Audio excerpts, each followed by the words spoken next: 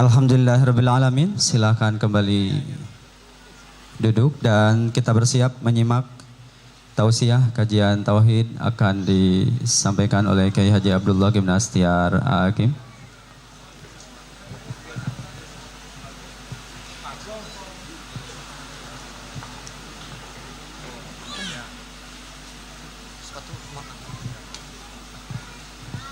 Alhamdulillah, prosesi penyerahan donasi secara simbolis dari para perwakilan donatur sudah dilaksanakan. Mari sama-sama kita simak tausiah oleh Kiai Haji Abdullah Gimnastiar Hakim.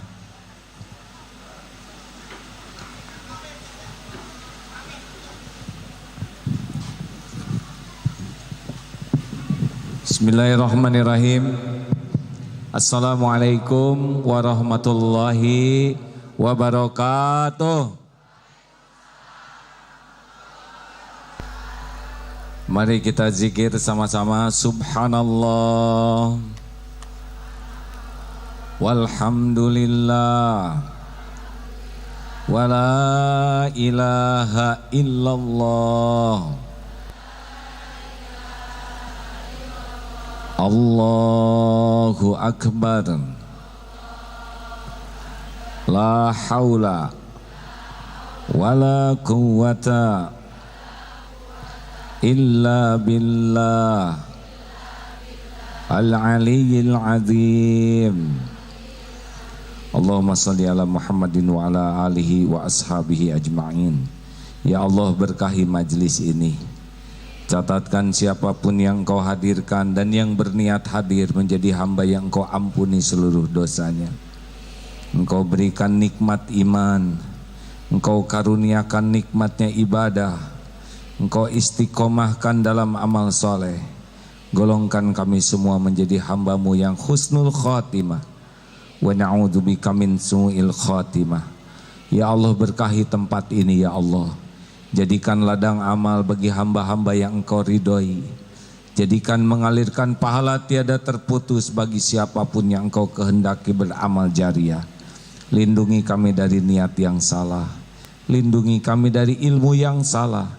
Lindungi dari amal yang salah. Rabbana taqabbal minna innaka antas samiul alim. Wa tub alaina innaka antat tawwabur rahim. Amin ya rabbal alamin. Selesai. Alhamdulillah, Bapak Ibu sekalian, takdir Allah kita sekarang berkumpul di sini. Terima kasih kepada para sesepuh dari banyak ini, para pewakaf yang mewakafkan, ya semuanya ini wakaf ya. Juga dari CIMB, saya terima kasih Pak, jauh-jauh dari Pertamina dan maaf dari berbagai pihak yang tidak bisa saya sebutkan, tapi Allah pasti tahu. Saya lihat wajahnya ada kemiripan ini.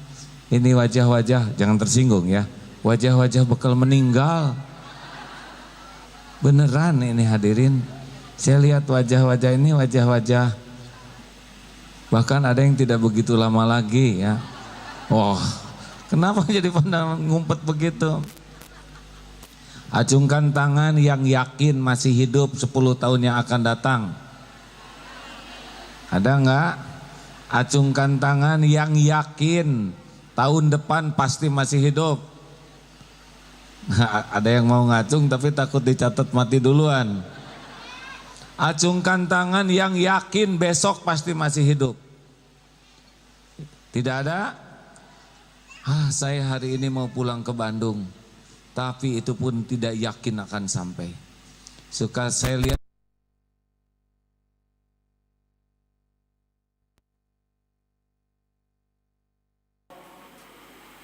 kita sudah dengar musibah innalillah wa inna ilaihi raji'un.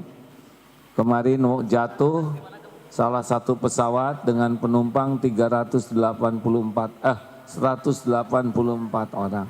Tidak ada satu pun yang berangkat niat meninggal di jalan. Benar?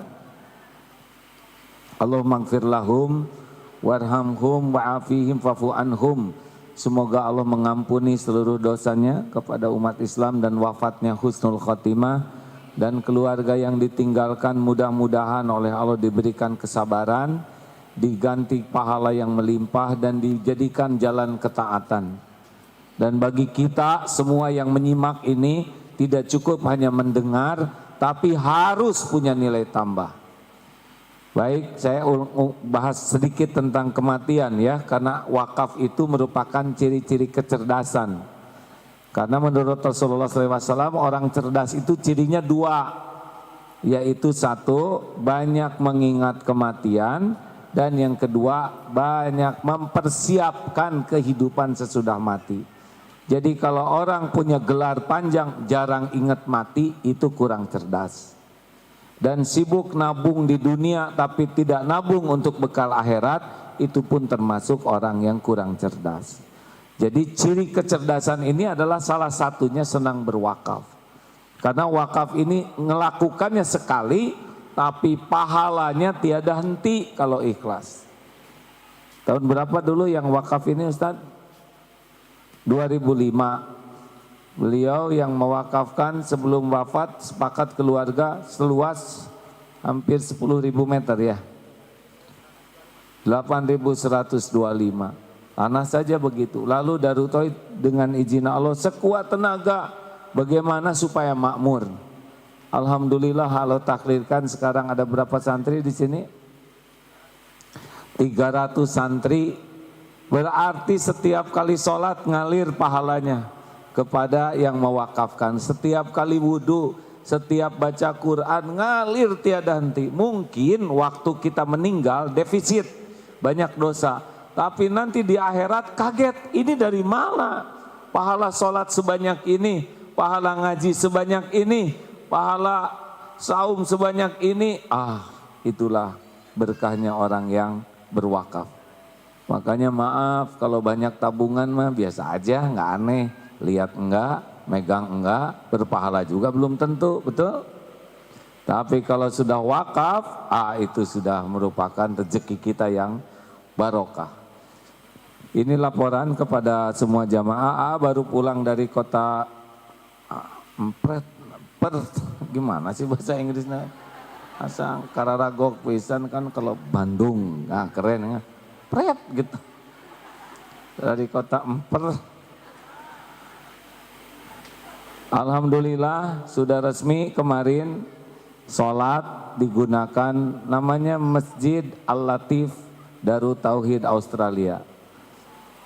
Alhamdulillah, nggak usah tepuk tangan lah, wakaf juga nggak begitu banyak ya. Alhamdulillah Bu. Diam. Mau tahu rahasianya? Jadi begini Bu. Di sana belum ada masjid yang dibangun oleh syariatnya umat Islam Indonesia. Udah diperjuangkan tapi belum berhasil terus puluhan tahun. Kemarin sesepuhnya cerita betapa susahnya. Nah suatu saat ada gereja yang dijual kurang lebih harganya 22 miliar. Wah ini mah kegedean 6.000 meter. Saya minta cari yang kecilan dikit lah. Adalah gereja di pinggir jalan, bagus di pinggir jalan. Itu harganya $700.000 Australia, kurang lebih 7,8 miliar rupiah dengan segala tetek bengeknya. Terus dari mana cari dananya? Syariatnya begini Bu, kami ke sana dengan 11 orang teman-teman pengusaha di antaranya. Kumpul aja di gereja itu minta pinjam kunci. Di gereja, ya Allah ini rumahmu, ini tempat milikmu. Hanya engkau satu-satunya yang kuasa merubah ini. Apa yang kau kehendaki pasti terjadi. Sampai kita minta pada nangis tuh, ya Allah jadikan, ya Allah jadikan masjid. Selesai begitu, punya tabungan enggak? Ada. Tabungan ada? Ya sudah, saya pinjam 1 miliar ya. Satu. Ditambah beberapa yang sudah ada dari teman-teman. Alhamdulillah Pak, lunas kemarin. Oh tapi jadi punya hutang. Enggak juga. Jadi sesudah itu Pak, kan hutang 7 miliar tah.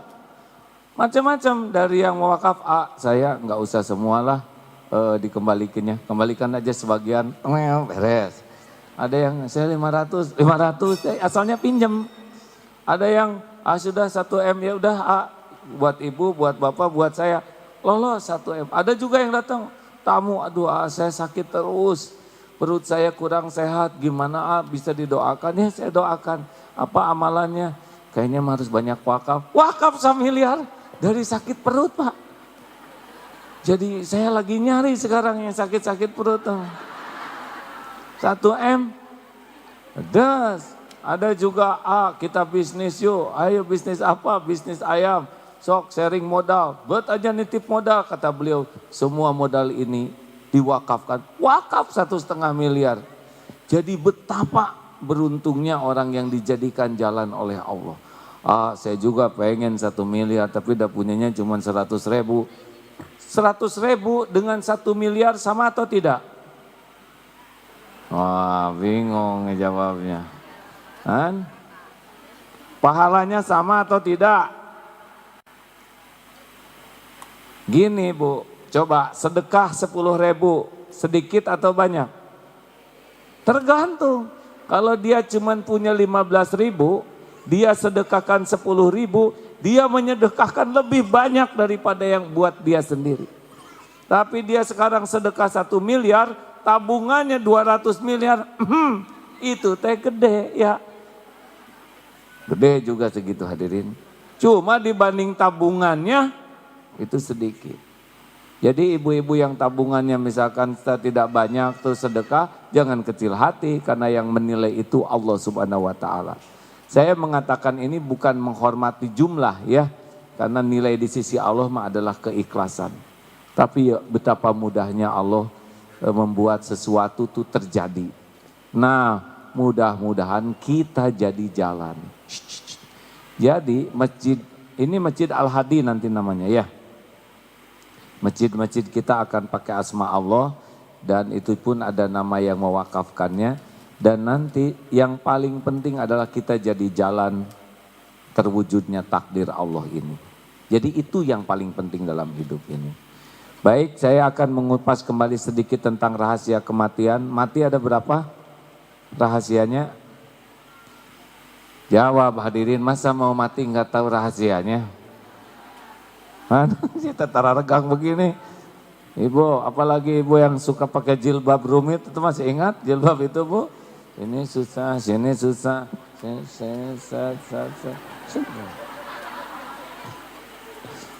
Sering-sering pakai jilbab itu Bu, membuat ibu sering tobat. Namanya jilcong ya. Kan ada jilbaber, ada jilbacong. Dengerin, satu apa? Ini mah ngebahas kematian tapi ketawa. Harusnya teh tegang. Satu apa? Waktu. Walikulli ummatin ajalun. Fa idza jaa ajaluhum la yastakhiruna sa'ata wala yastaqdimun. Semua ini udah ditetapkan ajalnya. Kapan ditetapkannya? 120 hari di rahim ibu. Jadi waktu kita di rahim itu ditetapkan oleh Allah umur kita. Jadi tiap hari kita mendekati kematian. Tidak ada yang membuat kita mati kecuali cuma satu, yaitu waktunya habis hadirin. Jadi kita mati itu karena diperintahkan Allah malaikat pencabut nyawa untuk nyabut nyawa kita pada waktunya. Kalau belum waktunya dicabut pasti tidak mati. Walaupun sepertinya bunuh diri. Bunuh diri kalau tidak dicabut oleh malaikat pasti ada. Nah maaf ini ya. Mungkin Bapak Ibu sempat dengar musibah yang menimpa menantu. Disupirin oleh santri, ngantuk. Jam 4:15 tuh saya dapat WA dari anak, Bapak doain Kang Apin suaminya ini. Rupanya tabrakan Bu, saya tidak tahu tabrakannya seperti apa. Gimana keadaan sekarang lagi nunggu ambulan. Akhirnya saya dapat berita dibawa ke rumah sakit. Tapi sesudah lihat mobilnya Pak, itu mobil hancur sehancur-hancurnya separuh. Kata polisi yang memeriksa itu harusnya sudah meninggal. Mungkin kepalanya sudah terpotong karena nabrak truk dari belakang.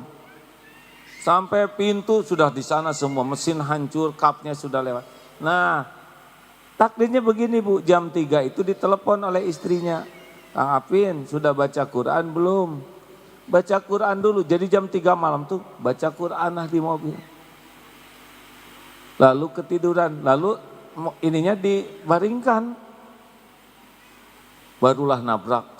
Jadi besinya tuh di sini. Kalau saja duduk biasa gitu Pak, itu sudah bisa lepas tuh. Allah lah yang melindungi. Mungkin semoga berkah dari baca Quran ini. Ya, sehingga Allah menyelamatkan dan salah satunya memang tidak dicabut nyawanya oleh malaikat. Jadi semua yang meninggal itu adalah karena waktunya sudah tiba. Dulu anak cucu yang usia 2 bulan baru lahir meninggal. Tapi ibunya ridho, kenapa? Karena tahu memang ini waktu di perutnya sudah dicatatkan 2 bulan akan meninggal. Jadi tidak ada satupun yang meninggal kecuali pada waktu yang ditetapkan Allah. Tidak bisa diakhirkan, tidak bisa dimajukan. Ada yang bunuh diri di rel kereta api, padahal relnya lewat tapi dia tetap utuh.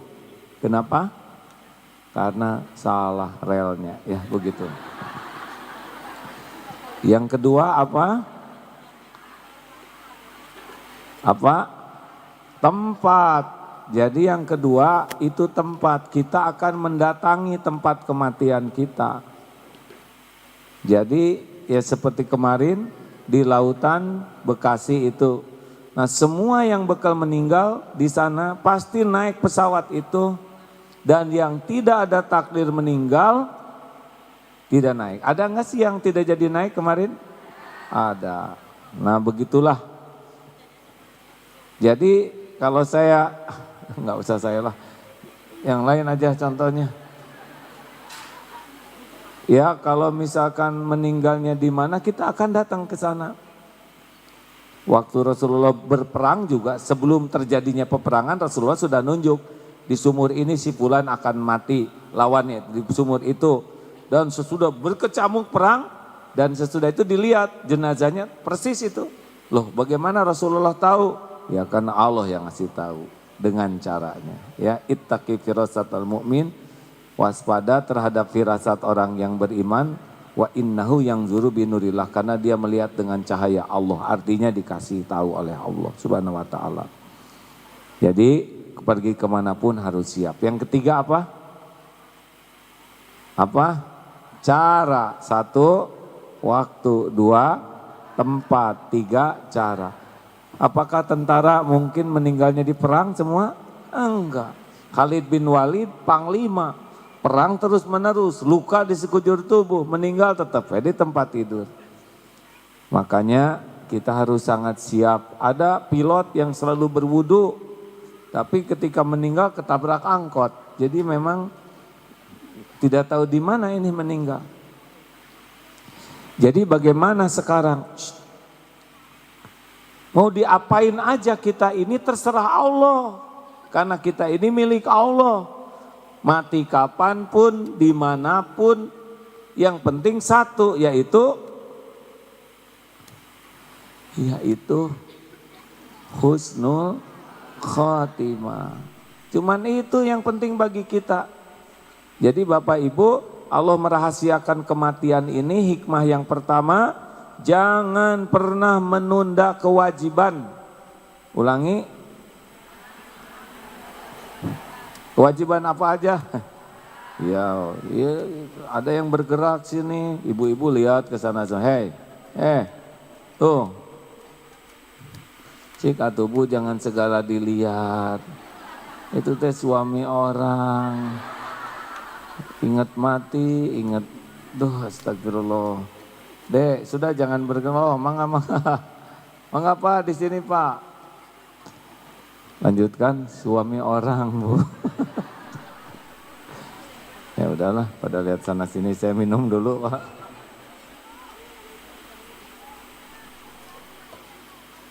Silakan diberi tempat Pak Yunus. 1 apa? Salah ini supaya husnul khotimah. Selamat datang Pak, terima kasih. Kita lanjutkan ya. Ini yang datang juga sama yang lagi menceritakan tentang kematian Pak. Jadi saya lihat hadir ini semuanya calon meninggal. Ada 3 rahasia kematian apa saja? Satu waktu, kita akan mati pada waktu yang ditentukan Allah. Bisa mundur tidak? Bisa maju? Tidak ada. Ada yang bisa menghalangi kematian kita? Tidak ada. Mau siapapun pasti mati. Yang kedua, apa? Tempat. Kita akan mendatangi di mana kita ditetapkan mati. Yang ketiga, cara. Kalau meninggal di masjid baik, buruk? Belum tentu, Bu. Ada yang maling sound system, jatuh, ketimpa, mati. Kalau meninggal di diskotik baik, buruk? Belum tentu, dia dakwah di sana kemudian ditimpuk meninggal, husnul khotimah.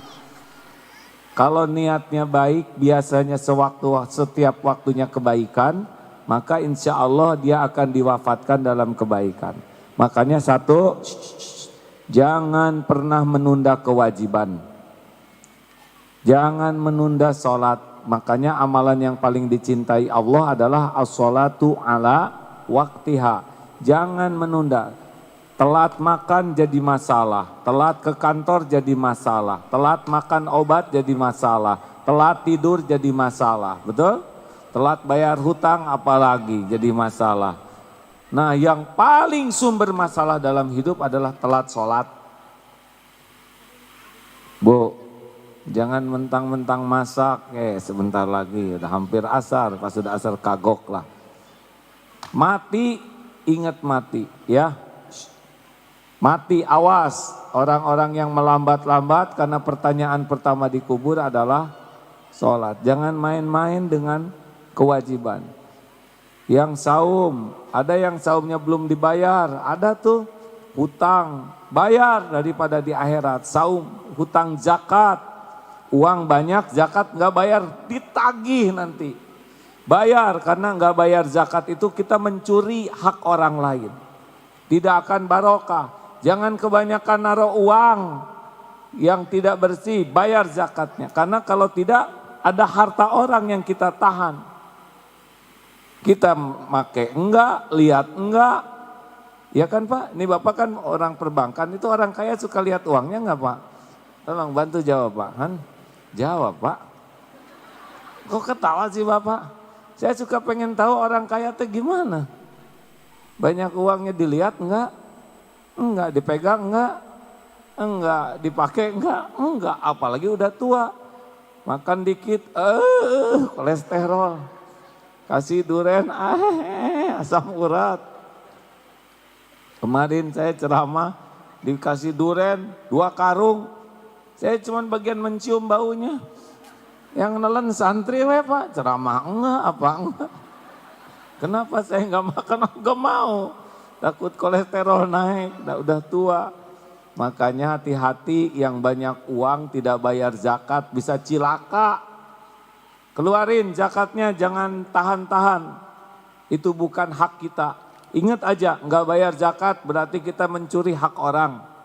Karena itu wajib dikeluarkan. Haji wajib yang sudah mampu. Aduh gimana kalau saya berangkat haji nanti perusahaan siapa yang ngurus? Pak, Bapak meninggal juga perusahaan mah ada yang ngurus. Jangan suka ditahan-tahan. Ada tuh teman, kalau saya berangkat haji segitu lamanya gimana perusahaan? Pak, kalem aja, Bapak meninggal juga ada yang ngurus. Bahkan ada yang ngarap-ngarap Bapak meninggal mungkin. Yang iri dengki kan begitu. Makanya kalau dalam keadaan susah jangan suka nulis di medsos. Kan ada yang lagi susah tuh nulis di medsos Pak. Ternyata kata penelitian yang enggak jelas, 80% yang baca medsos tuh enggak peduli kita menderita. 17% yang baca curhat kita puas, seneng lihat kita nelangsa. Yang 3% lagi sisanya enek lihatnya. Makanya nggak usah suka curhat dalam penderitaan apapun sama orang, nggak ngepek. Ke Allah saja ya. Makanya tolong yang sudah mampu haji, jangan telat daftar. Berangkat mah kapanpun, yang penting sudah niat, sudah daftar. 2, jangan menunda tobat. Minta maaf jangan nunggu lebaran karena ada kemungkinan malam takbiran meninggalnya. Ibu, Bu, jangan jangan menunda minta maaf sama suami karena belum tentu besok ibu bangun. Siapa tahu meninggal lagi habis bangun tidur. Ada tuh Pak di Darut Tauhid, bapaknya diinjak punggungnya oleh anaknya pada maghrib. Pak capek atuh kok dipijatnya lama banget sampai isya. Pak udah adzan isya, udah meninggal tuh bapaknya. Mau tidur teh minta maaf, berapa banyak yang tidurnya sendiri pas dibangunin orang lain. Nah, ini pengajian horor. Tapi asli Bu, bagus minta maaf sebelum tidur tuh. Mau pergi juga ya minta maaf tuh jangan ditunda, minta ampun jangan ditunda. Karena kalau udah mati nggak sempat lagi minta maaf. Tolong digaris bawahi, ini pelajaran yang lalu. Kalau orang bikin dosa terus menerus, tapi tidak mau tobat, dua yang biasanya terjadi. Satu, dia akan dibuka aibnya. Banyak kan sekarang yang ketangkap. Halo? Sekarang saya nggak nyebut DPR, tapi sebuah lembaga ya, udah ketuanya ketangkap. Kalau Allah mau ngebuka seseorang, cukup dikasih tiang listrik, kebuka aib. Ini dengerin ya, di dalam ilmu dosa, kalau orang berbuat dosa terus menerus kan disaksikan oleh Allah. Mungkin diingatkan oleh orang tuanya, mungkin diingatkan oleh ustadz, mungkin diingatkan oleh anak, mungkin oleh suami. Tapi dia terus aja bikin dosa, tapi belum waktunya mati, dibuka oleh Allah. Yang suka zina, mungkin terdengar kemarin itu ya, ada yang zina kebongkar. Ada yang lelaki pesen wanita yang untuk zina, pas dibuka ke rumah, ke kamar itu, istrinya ternyata, dua-duanya ternyata suka dengan yang lain, dibuka oleh Allah. Allah melihat setiap maksiat, Allah menyaksikan setiap dosa, tidak ada satupun yang tidak dilihat. Dan kita saat ini dihormati orang lain, karena Allah masih nutup-nutupin aib kita. Kalau dibuka, udah gak ada harganya diri kita ini. Benar? Orang mengangguk-angguk ke kita itu cuma satu sebabnya. Karena Allah belum, kata kuncinya belum membuka. Kalau Allah ngebuka aib kita, udah gak bisa dihalang-halangi, gak bisa. Kebuka aja, tertangkap tangan, kaki, leher, udah banyak tuh. Sekarang dihormat-hormat, wah Allah tahu ini ahli maksiat, ini koruptor, suka ngambil, tinggal dibuka. Pasti kebuka, jatuh langsung semuanya. Makanya jangan nunggu dibuka oleh Allah, mending cepat-cepat tobat. Betul? Lalu ada lagi nih, kalau dia tidak mau tobat dan waktunya mati, dia dimatikan dalam keadaan maksiat. Lihat di media Pak, beberapa hari yang lalu, minggu yang lalu, seorang wakil titik-titik organisasi ya, usia 56 tahun, lelaki, malam-malam jam 11 nyari waria. Kemudian dia berbuat mesum dengan waria di sebuah semak-semak, mati. Aib luar biasa. Ini udah pasti sering, hampir dipastikan sering.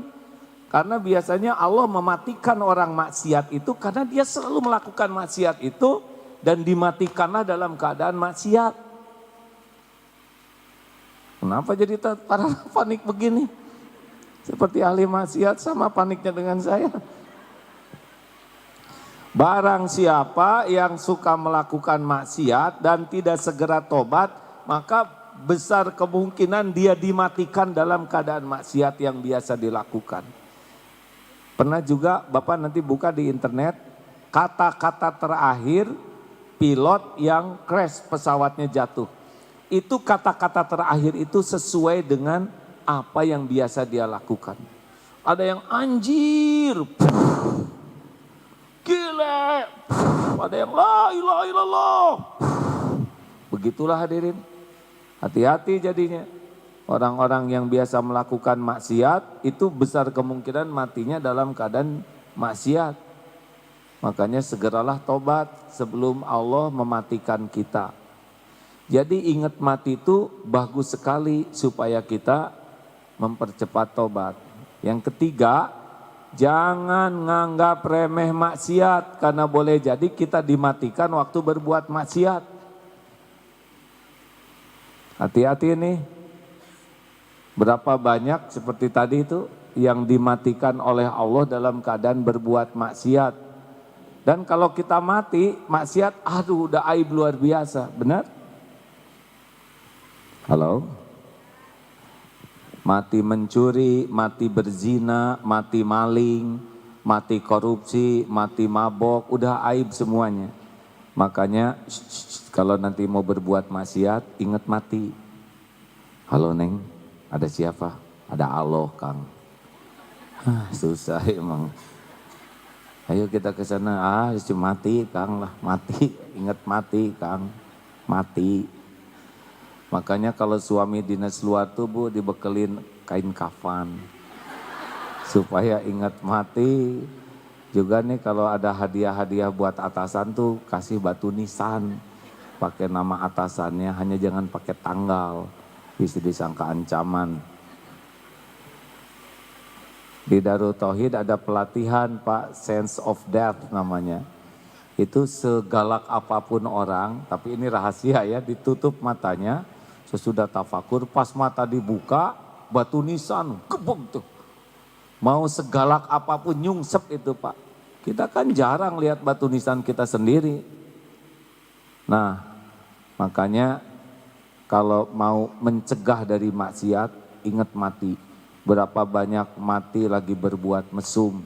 Karena Allah menyaksikan setiap orang mesum dan dimatikan dalam mesum. Na'udzubillahi min dzalik. Aib, aib. Malu, anak cucu bakal nanggung malu. Benar? Apalagi? Satu tadi, jangan menunda tobat. Dua, jangan menunda kewajiban. Dua, jangan menunda tobat. Tiga, jangan menggampangkan maksiat, bisi mati dalam maksiat. Itu HP ya, hati-hati loh. Kalau mati nggak sempat ngehapus, ya belum hapus. Serius itu HP yang ngaco-ngaco. Ini ada kisah, saya tuh suka browsing di internet cerita-cerita yang gini teh untuk melengkapi.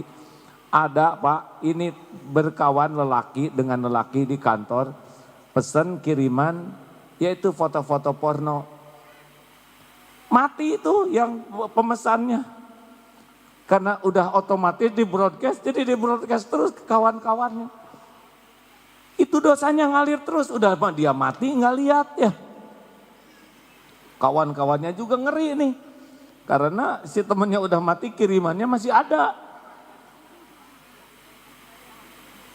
Hati-hati Bu, jangan sampai soleha-soleha, pengajian-pengajian pas mati anak-anak beres-beres di kamar. Uluh, gening si mama nyimpen video gini. Aib. HP tuh hati-hati ya, sekali jatuh kebongkar. Yang paling gampang mah jangan nyimpen yang aneh-aneh. Halo? Allah tahu itu semua yang disembunyikan oleh kita, dan kalau Allah mau ngebuka nggak ada yang bisa nahan. Mudah bagi Allah, makanya ayo jangan nganggap remeh maksiat sekecil apapun juga. 4, jangan sia-siakan kebersamaan. Ini Bapak datang ke sini, apa yakin bekal pulang lagi selamat? Belum tentu kita ini, ya. Saya jadi mau tegang begini mau ke Bandung nih.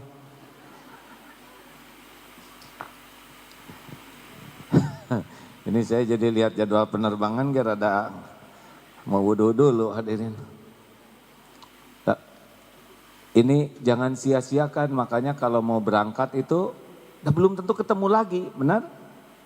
Peluk kalau masih punya anak tuh, mungkin itu pertemuan terakhir. Kalau dengan suami yang terbaik, minta maaf, sing ikhlas. Kalau ada orang tua, benar-benar berapa banyak yang pergi dan itu merupakan pertemuan terakhir. Jadi ingat mati itu membuat kualitas kebersamaan jadi maksimal. Apalagi para guru, kepala sekolah, para pimpinan masih ingat tidak nih?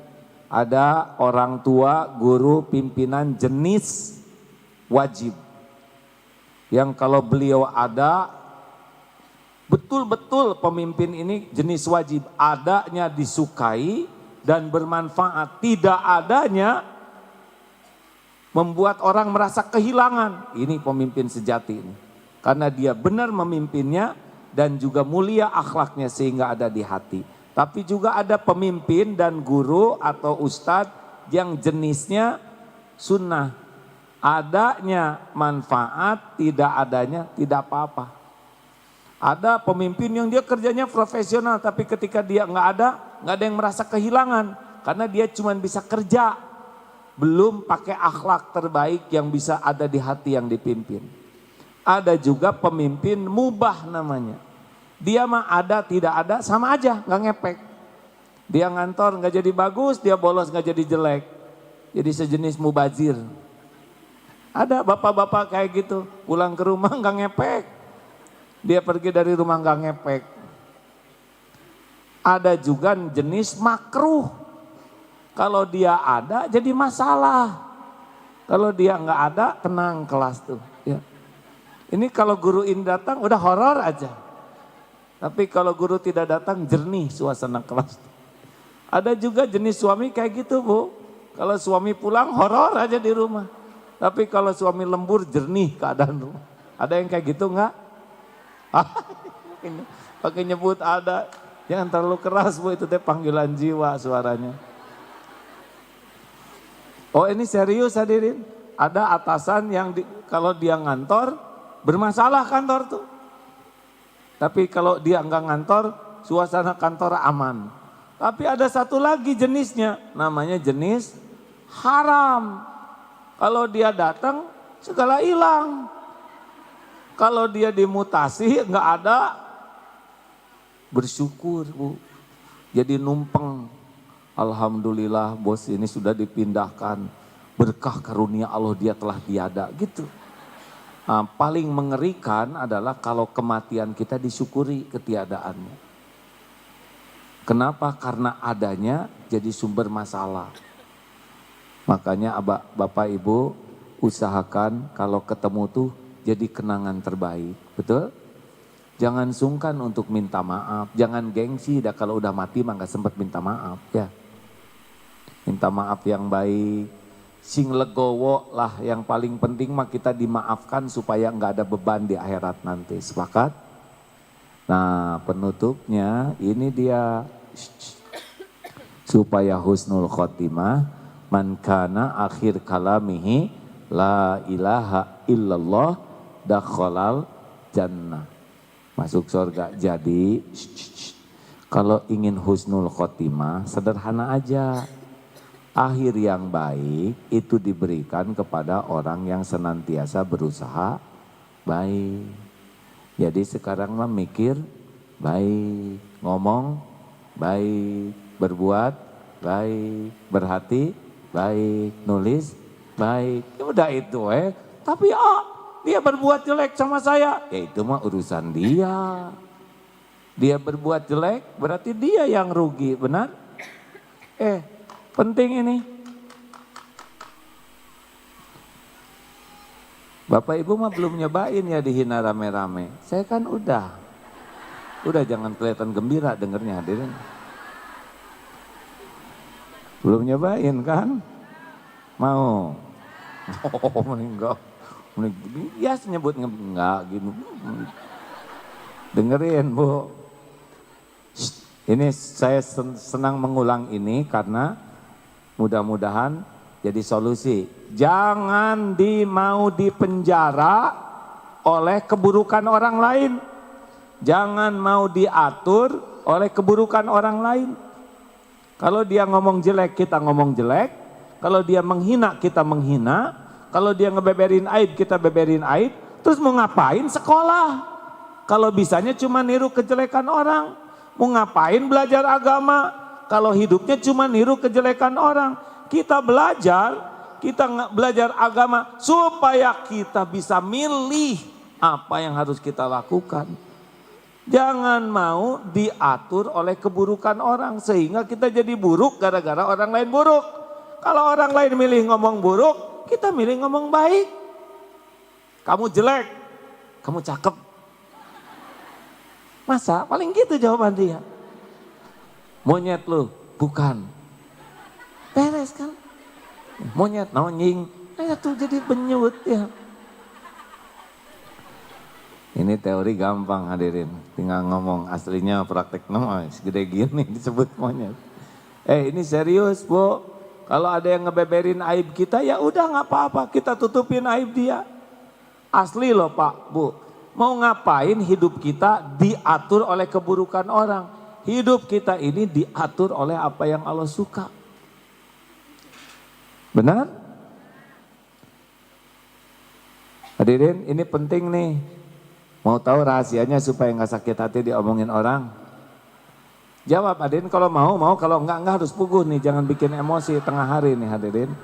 Udah lapar tengah hari, tenang hadirin. Siapa yang menciptakan kita? Siapa yang menghidupkan kita? Yang ngasih rejeki, yang ngangkat derajat, yang bisa mengampuni dosa kita siapa? Yang ngasih pahala, yang ngasih hati sakinah siapa? Yang bisa ngewafatkan husnul khotimah, yang bisa melindungi dari bala dan musibah. Siapa yang punya sorga? Kalau semua karunia milik Allah, ngapain capek-capek mikirin mulut orang? Tuhan kita itu Allah, bukan mulut orang. Sampai jeding, jebleh, menghina kita, enggak ngepek, men. Enggak ada satupun karunia Allah untuk kita yang bisa dicegah oleh orang. Apa yang Allah tetapkan untuk kita, wa yuridka bi khairin fala radda li fadli. Fala radda li fadli, tidak ada yang bisa menolak. Yusibu bihi ma yasya'u min ibadi wa huwal ghafurur rahim. Allah berikan kepada siapa yang Allah kehendaki dan dialah Allah yang Maha Pengampun lagi Maha Penyayang. Tenang, takdir mah nggak akan ketuker, takdir mah nggak akan meleset. Siapa yang akan jadi presiden Indonesia udah jelas Allah yang ngatur ya. Makanya jangan terlalu stres. Stres juga nggak jadi apa-apa karena mungkin ibu bulan Maret meninggalnya, ya kan? Sedangkan pemilu April. Kan udah stres dari sekarang mati. Halo. Kemarin Sandi nyebutnya apa sih? Mas Sandi ke rumah, tenang tapi Sandinya juga udah ngerti. Katanya gini, AA presiden, wapres itu mah urusan Allah, AA gitu. Bener kayak gitu. Jadi nggak akan pusing, nggak usah pusing, udah pusing juga, nggak ngerubah apa-apa karena sekarang bulan November, ya salah lagi ya, Oktober sekarang, aneh di luar negeri udah November ya udah biarin. Ibu bapak yang baik, tadi di mana ngobrolin apa tadi saya ini? Oh, jadi orang baik ya. In ahsantum li anfusikum wa in asatum falaha. Kebaikan kembali kepada kita, keburukan kembali kepada kita. Oh itu ada orang baik difitnah. Oh itu mah tuh ngangkat derajat hadirin. Kalau kita berbuat baik lalu diperlakukan tidak baik oleh orang, itu dua yang terjadi. Dosa diampuni, derajat diangkat. Nggak ada ruginya. Yang pasti rugi itu kalau kita berbuat buruk ke orang lain. Itu tetangga saya nyebelin. Apa yang aneh? Itu pika sebelen, ibu pika utahen. Kan mirip benar. Tapi dia menghina saya. Apa yang aneh? Nabi Muhammad aja yang mulia ada yang menghina. Masa kita yang hina betulan gak ada yang menghina? Kita kan hina asli. Cuma gak ngaku itu aja. Benar? Jawab hadirin. Pakai ancaman. Dan gak ada bahayanya dihina. Nggak ada, saya udah nyobain. Penghinaan orang itu jauh lebih sederhana dibanding kehinaan kita yang asli. Betul? Saya mah udah sering dihina. Si Agim gak nyangka dia kawin lagi. Itu bukan menghina, itu fakta. Betul tidak? Si Agim istrinya 2. Bener itu mah. Kenapa saya sakit hati? Ibu gak saya ikut campur Bu, biasa aja Bu. Tiap orang ada takdir masing-masing. Ya ibu ngomong apa juga takdir saya membekal kena ke saya. Tapi takut suami saya nanti niru Enggak bisa. Enggak usah niru, udah tahu dia juga ya. Ada garis masing-masing Bu. Tenang nggak akan ketukar garis ya enggak. Halo. Jangan ngambek sama saya ya. Dengerin nih, daun jatuh aja udah tertulis di Lauh Mahfuz. Masa segede gini nggak ada catatannya? Tuh, kalau dengan iman mah tenang. Kata si bapak teh, pantas saya udah berjuang tapi nggak jadi-jadi, nggak ada garisnya namanya juga Pak. Katanya kan yang paling apes tuh menginginkan sesuatu yang tidak ada takdirnya. Jungkir balik juga nggak kejadian. Makanya tenang hidup mah, berbuat baik Nah Pak Dede ketawa. Saya mengerti Pak, jadi lanjutkan. Berbuat baik itu belum tentu jadi husnul khotimah. Kok jadi bingung gini ceramahnya? Berbuat baik itu belum tentu membawa kita husnul khotimah. Kenapa? Karena tidak cukup hanya berbuat baik, tapi juga harus berhati baik. Tidak semua orang berbuat baik niatnya baik. Kayak orang sedekah ngasih, ada yang ngasih supaya dianggap baik. Gagal tuh. Ada yang ngasih supaya dia jadi baik. Ada yang ngasih supaya dia tidak berbuat jelek. Ada itu. Bahkan ada yang ngasih supaya terjerat oleh kebaikan tanda kutip itu. Saya dengar itu dari cukong yang tobat Pak. Katanya, kami ini para cukong ini ya. Kami udah ngebidik nih kira-kira aparat mana yang karirnya bagus. Dari mulai tamat dari pendidikan. Dia kirimin itu. Yang mau dikirim ya, tidak semuanya. Dia kirimin tabungan. Dia pasti minta rekeningnya. Kirim. Nanti ada HP bagus, kasih. Istrinya mau pergi ke luar negeri, ongkosin. Anaknya kasih. Terus dipupuk. Sampai akhirnya dia punya karir, udah terjerat oleh jasa jeratan ini. Akibatnya tidak bisa berbuat adil. Kalau ini melakukan kesalahan, nggak bisa nangkep. Karena dijerat oleh kebaikan palsu itu. Ini bukan kebaikan. Makanya ibu bapak yang baik, kalau mau berbuat baik, tanya niatnya. Setiap kebaikan yang ikhlas akan nikmat. Coba saya tes ke ibu-ibu ini. Bu. Kalau ibu nyiapkan makanan buat suami sarapan ya. Dari jam 5 udah dibuat yang paling bagus. Yang paling enak. Pas mau sarapan, Mas makan dulu Mas.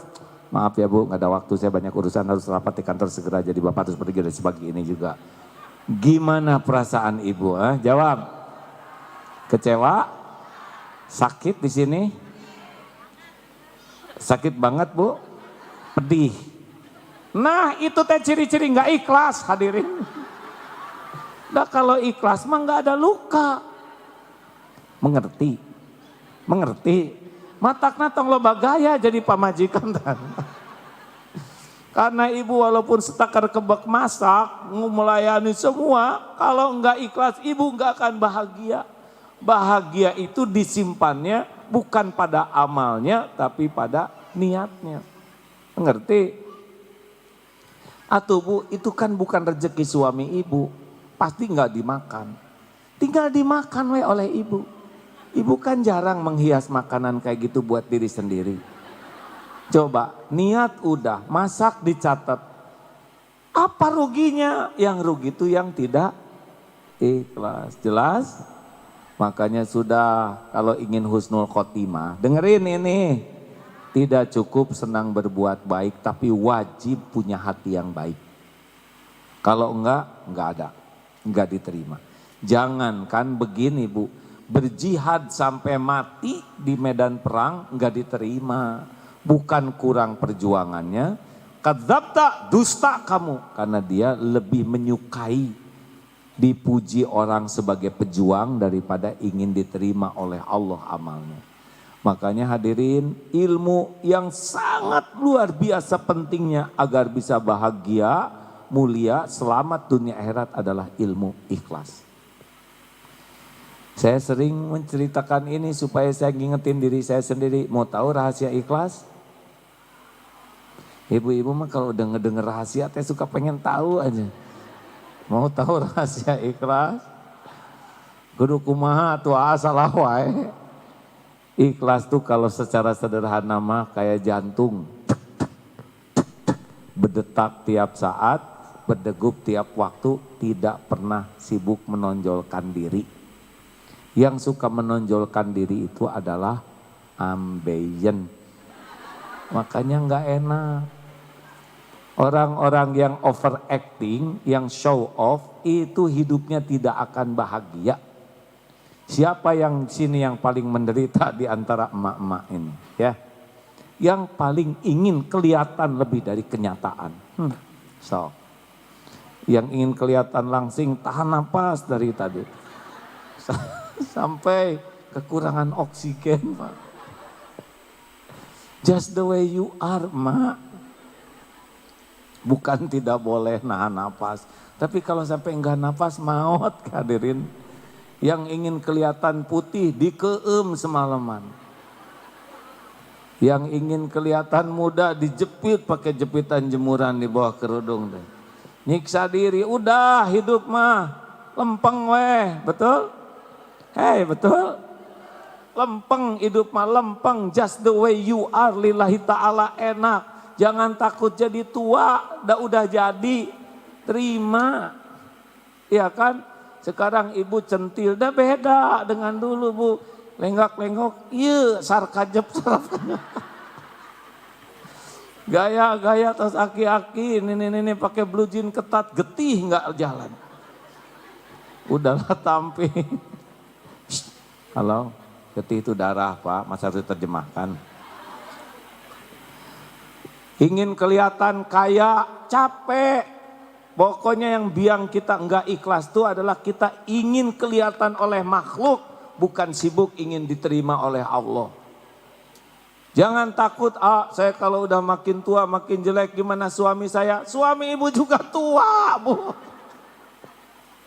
Nanti diperintilin hatinya oleh Allah. Menarik mah bukan karena topeng.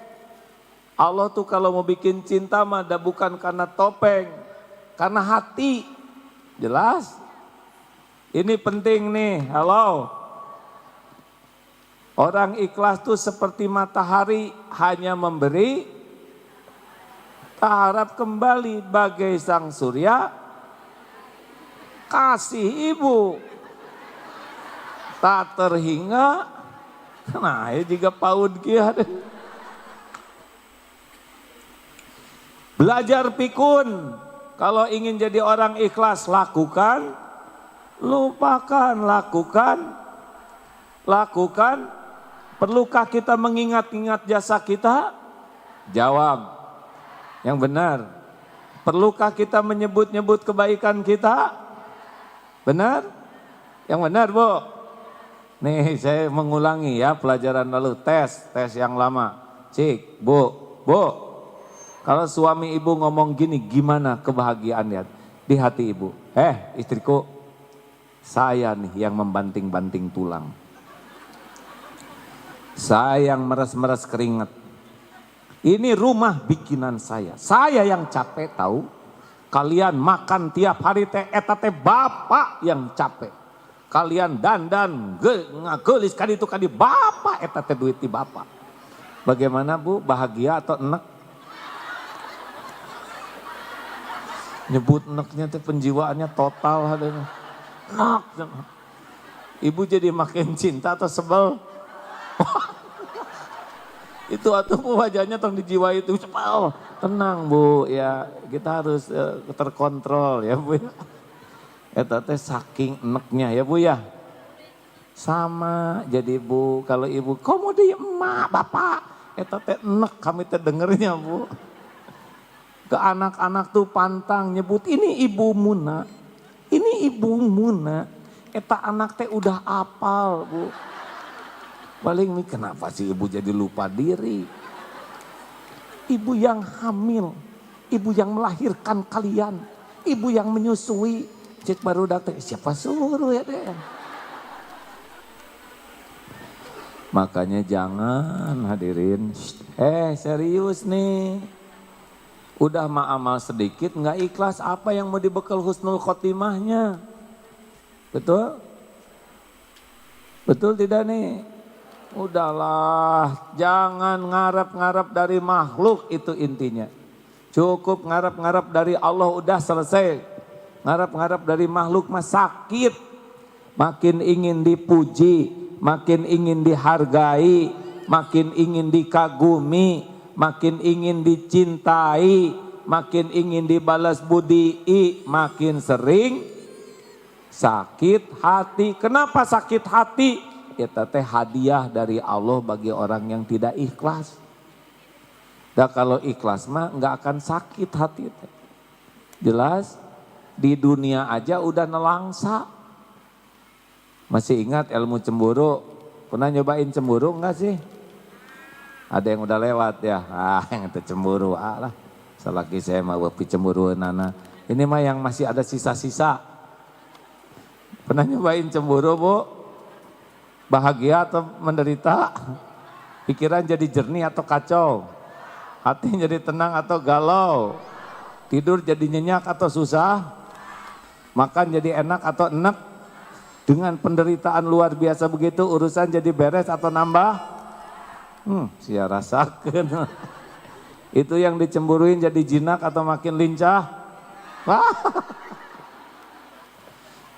Eta teh sangsara, makanya Bu, lakukan, lupakan. Nah ini penting hadirin, kalau ingin husnul khotimah, tidak cukup sibuk berbuat baik, tapi wajib berhati baik. Nah berhati baik itu kunci utamanya adalah ikhlas. Lakukan, lupakan, lakukan,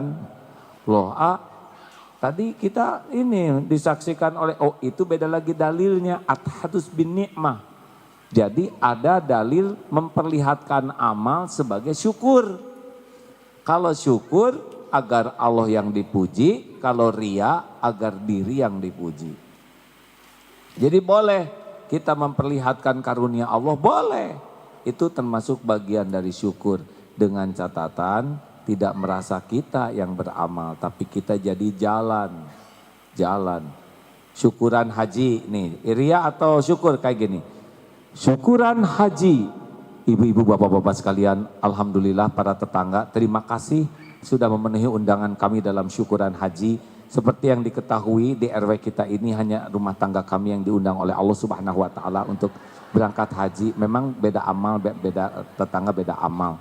Jadi kami doakan supaya Bapak Ibu diampuni semuanya oleh Allah ya. Eta teh kira-kira ikhlas atau syukuran Bu? Ria, udah kerasa kan? Kalau ria itu pasti fokusnya dirinya. Tapi kalau syukuran, alhamdulillah Bapak Ibu yang baik. Allah mengundang kami padahal jauh ilmu amal kami masih di bawah. Bahkan boleh jadi Bapak Ibu di sisi Allah jauh lebih layak untuk diundang. Doakan undangan ini supaya benar-benar bisa kami syukuri. Kami sadar sekali bahwa berangkat haji ini bukan karena amal yang bisa kami lakukan, tapi hanya karena karunia Allah saja. Boleh jadi kami berangkat karena doa dari Bapak Ibu, doa dari kebaikan semua. Doakan ya Bu, Pak, supaya haji ini mabrur. Kira-kira syukur atau ria? Kerasa enggak? Ustadz boleh saya nanya? Tidak. Apa Bu? Saya nanya Ustadz tentang tahajud. Begini Ustadz, saya kan udah 5 tahun ini tahajud tiap malam ya. gimana gitu rasanya kalau nggak tahajud itu seperti ada yang hilang. Tambah lagi saya tuh selalu menangis di penghujung malam itu, ya. Doa itu rasanya bergetar jiwa saya tuh Ustaz. Lalu dan pasangan tahajud itu tentu saja saum Senin Kemis, jadi saya juga udah Senin Kemis. Jadi ibu teh mau nanya apa? Dengar ya, kalau orang udah banyak cerita saya itu sudah sangat dekat dengan bohong. Akan dilebih-lebihkan, direkayasa. Karena kalau orang udah banyak cerita saya, keluarga saya, pendidikan saya, itu berat sekali untuk benar, akurat, lengkap. Cenderung ada ditambah-tambah. Alhamdulillah ya, pada waktu saya umroh itu ya, ketika saya akan mencium Hajar Aswad, itu entah kenapa orang tuh pada minggir semuanya. Oh, ini sudut yang mana nih hari ini? Dan ketika saya cium, dia membalas ciuman saya.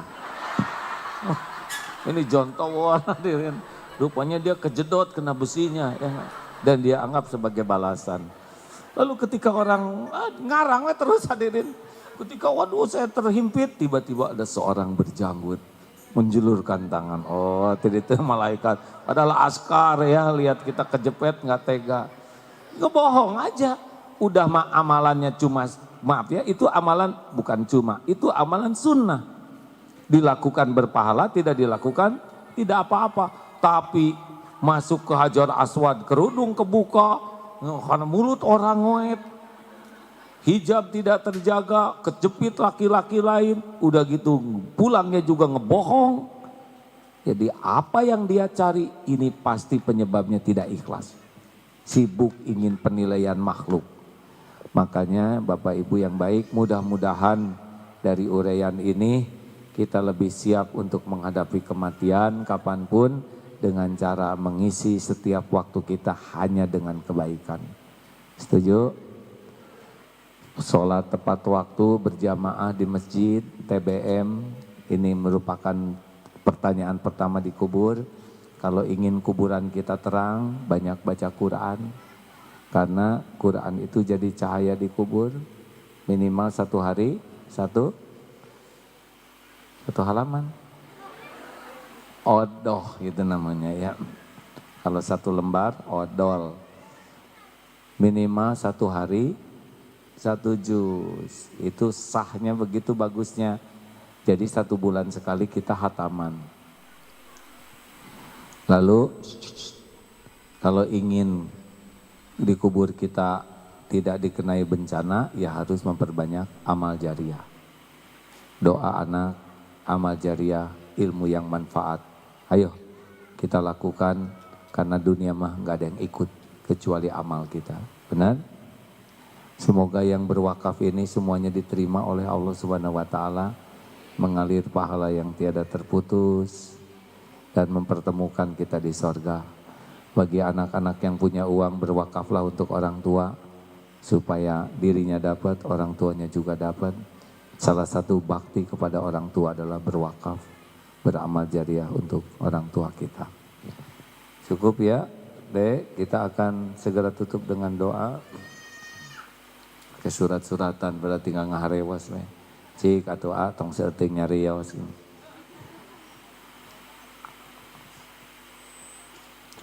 Jadi di sini itu sekolah yang full beasiswa Pak.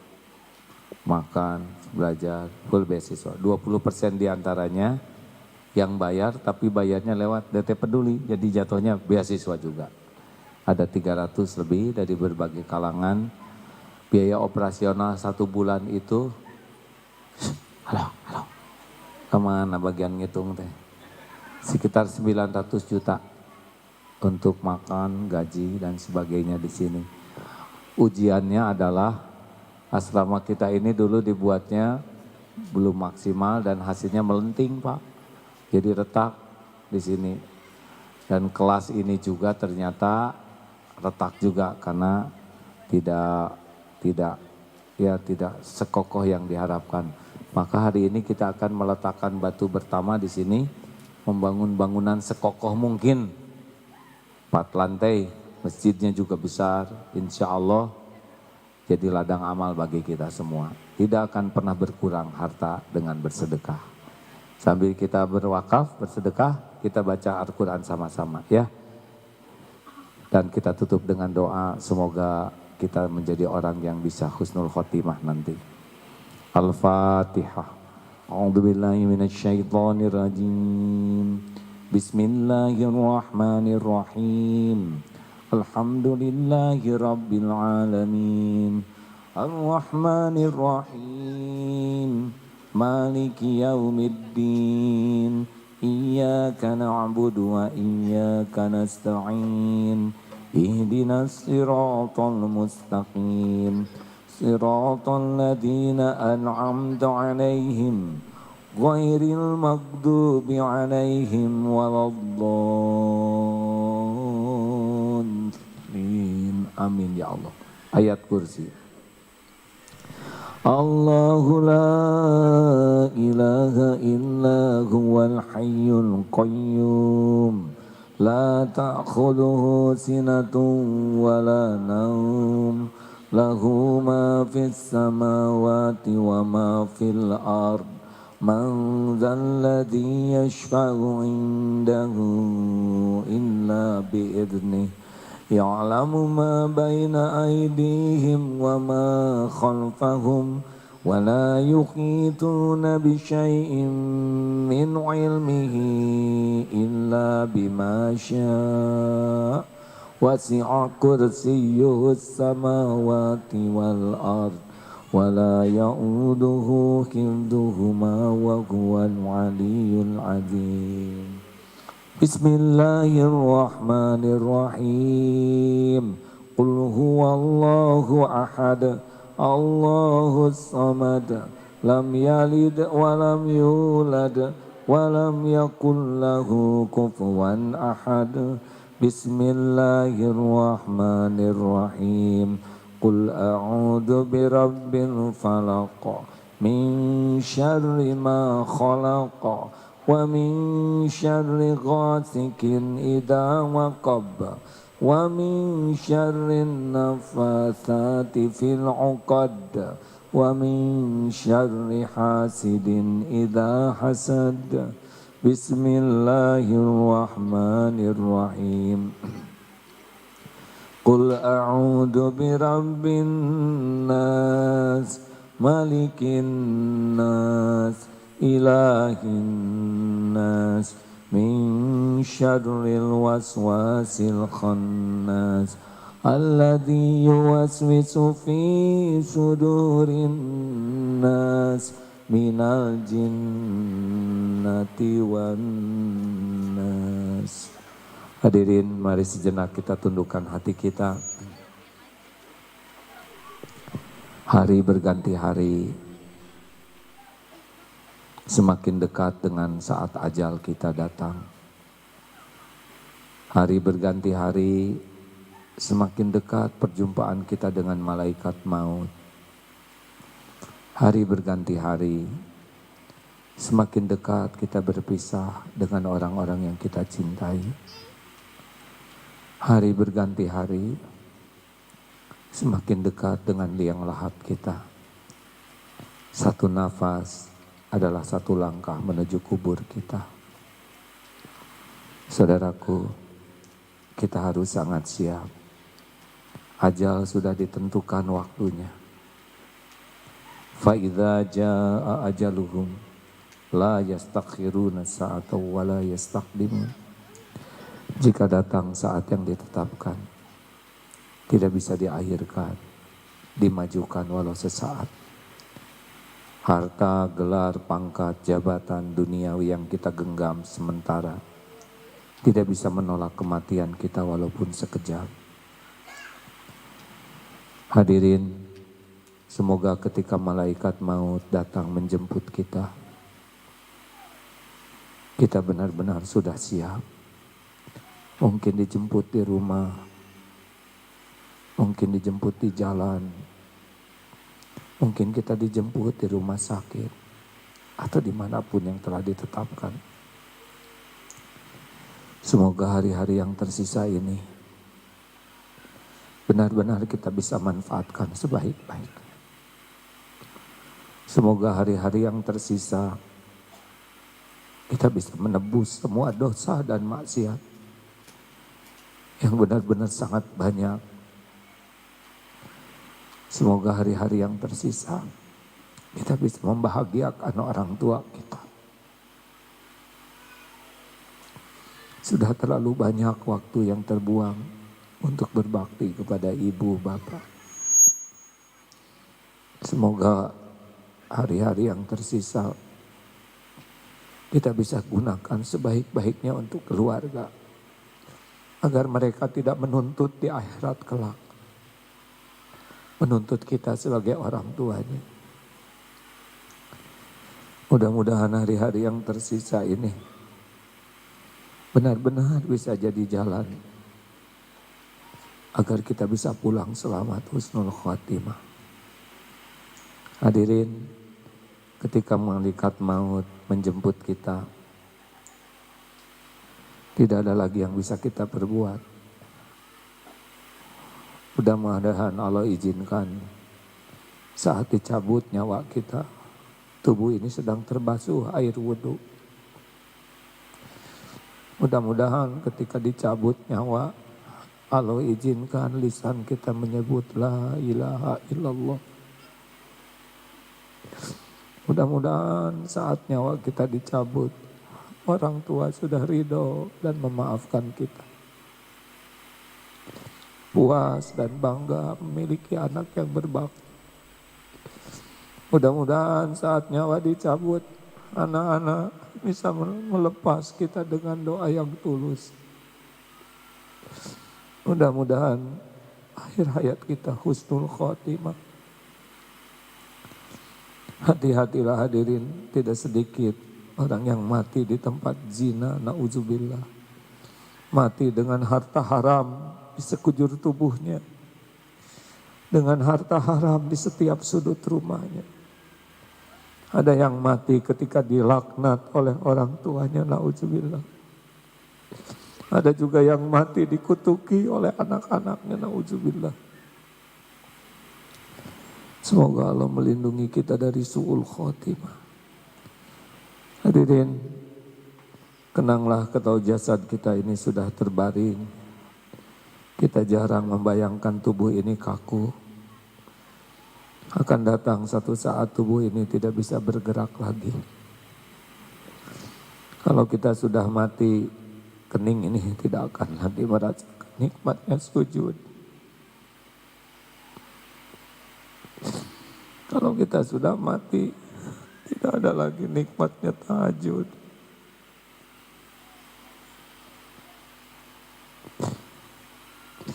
Tidak ada lagi sholat. Kalau mata sudah terpejam, tidak akan lagi menikmati Al-Quran. Kalau mulut kita sudah terkatup rapat, tidak akan lagi bisa menyebut nama Allah. Tidak ada lagi nikmatnya zikrullah. Tidak ada lagi nikmatnya munajat. Kalau tangan sudah kaku, tidak lagi bisa membelai anak, cucu, anak yatim. Kalau kaki sudah tidak bisa melangkah, tidak lagi kita ke masjid, ke majelis ilmu. Tidak ada lagi amal. Mudah-mudahan Allah mengizinkan keluarga kita, orang-orang soleh mengurus jenazah kita dengan baik. Dimandikan dengan penuh kasih sayang. Dikafani dengan kawan yang halal. Mudah-mudahan anak-anak kita bisa jadi imam melepas jenazah kita. Alangkah pedihnya bagi orang tua yang anaknya tidak tahu apa-apa mengurus jenazah orang tuanya. Tenanglah hadirin, saat kita diusung dari rumah menuju pekuburan, tidak ada harta yang dibawa, tidak ada duniawi yang dibekal selain kain kafan. Tenanglah saat kita dimasukkan ke liang lahat, kain kafan di wajah dibuka, papan ditutup, kita dimiringkan ke kiblat, lambat laun tanah mulai menimbun. Gelap demi Allah, kita di dalam sendiri gelap. Lambat laun kubur kita penuh dengan tanah. Kita di dalam sendiri. Nisan atas nama kita dipas. Di dalam masa sudah itu satu persatu teman-teman kita pulang ke rumah masing-masing. Dan akhirnya orang-orang yang paling kita cintai pun pasti akan meninggalkan kuburan kita.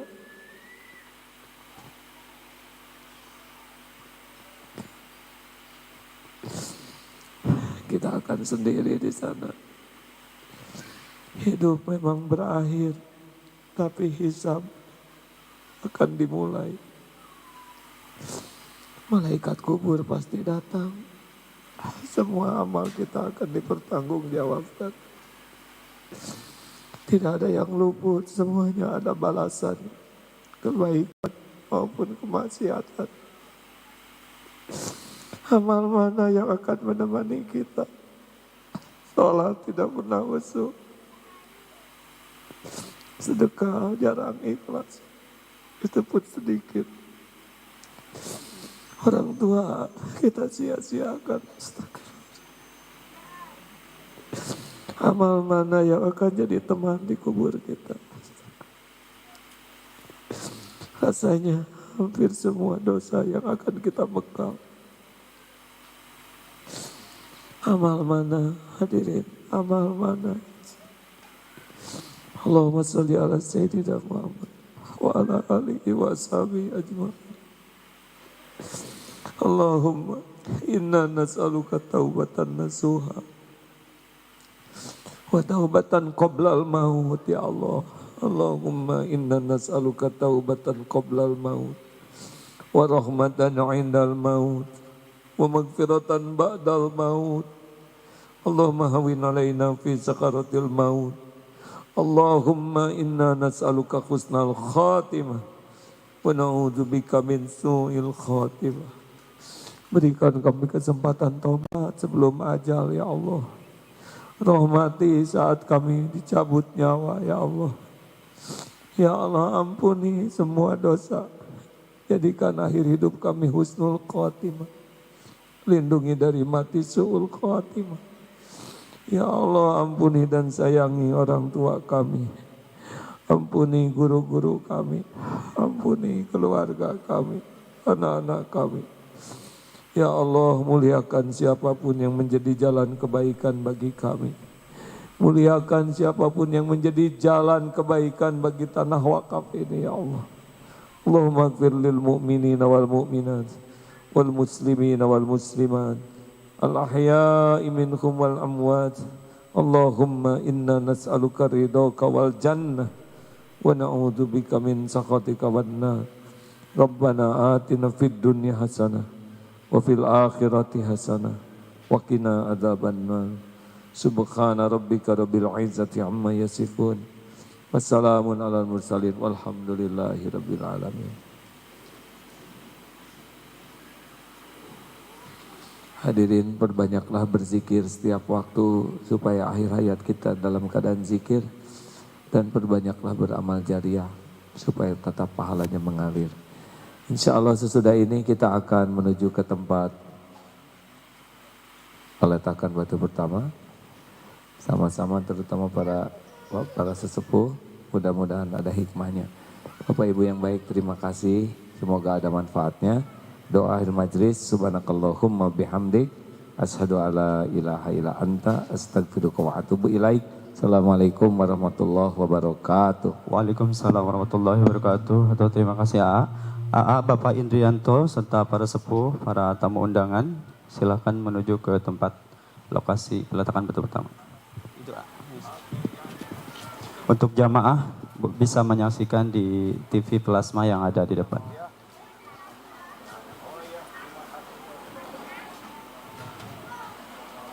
Agim, Bapak Indrianto, para tamu undangan, pimpinan, para sepuh Yayasan Darut Tauhid menuju ke lokasi peletakan pembangunan Masjid Al-Hadi dan asrama santri Darut Tauhid. Untuk para jamaah, silakan bisa menyaksikan di TV plasma yang ada di depan.